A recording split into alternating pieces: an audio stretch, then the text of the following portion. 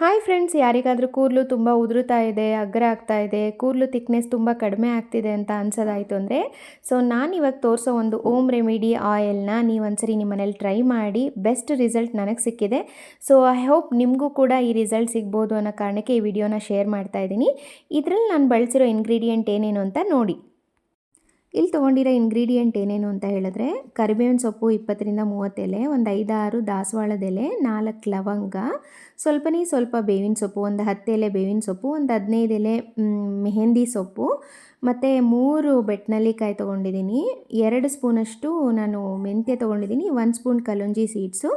ಇದ್ರ ಜೊತೆಗೆ ನಾನಿಲ್ಲಿ ಈರುಳ್ಳಿ ಸಿಪ್ಪೆ ತೊಗೊಂಡಿದ್ದೀನಿ. ಈರುಳ್ಳಿ ಸಿಪ್ಪೆನ ಇವಾಗ ನಾನು ಬೇರೆ ಇರುತ್ತಲ್ವ ಅದ್ರದ್ದು ಆ ಥರದ್ದು ಸೈಡಿಂದ ಕಟ್ ಮಾಡ್ಕೊಂಡಿರೋದು ಕೂಡ ತೊಗೊಂಡಿದ್ದೀನಿ. ಅದು ಕೂಡ ಎಫೆಕ್ಟಿವ್ ಆಗಿ ವರ್ಕ್ ಆಗುತ್ತೆ. ಇಷ್ಟನ್ನು ಸೇರಿಸ್ಬಿಟ್ಟು ನಾನು ಕೊಬ್ಬರಿ ಎಣ್ಣೆಗೆ ಒಂದು ಅರ್ಧ ಲೀಟ್ರ್ ಕೊಬ್ಬರಿ ಎಣ್ಣೆಗೆ ಹಾಕಿ ಒಂದು 15 ನಿಮಿಷ ನಾನು ಲೋ ಫ್ಲೇಮಲ್ಲಿ ಇದನ್ನು ಕಾಯಕ್ಕಿಟ್ಟಿದ್ದೀನಿ.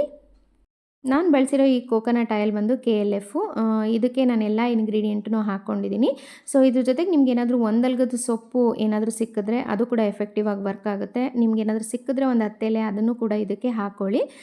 ನೋಡ್ತಾ ಇದ್ದೀರಲ್ಲ, ಎಲ್ಲ ಇಂಗ್ರೀಡಿಯೆಂಟ್ ಹಾಕ್ಕೊಂಡಿದ್ದೀನಿ. ಚೆನ್ನಾಗಿ ಕುದ್ದಿದ ಮೇಲೆ ಒಂದು 15 ನಿಮಿಷ ಲೋ ಫ್ಲೇಮಲ್ಲಿ ಕುದಿಸ್ಕೋಬೇಕು.